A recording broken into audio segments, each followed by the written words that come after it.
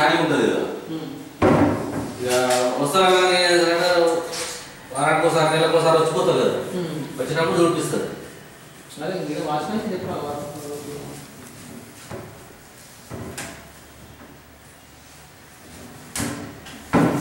మీ పని అంతా అయిపోతుంది మంత్ ఎందుకు వస్తుంది కట్టెలు కట్టెట్లు ఉండాలి మంచి కట్టన్స్ డస్ట్ కూడా కొద్దిగా తక్కువ వస్తుంది ఎందుకంటే వచ్చి అక్కడ గాలికి వచ్చినది దాని తాగుతుంది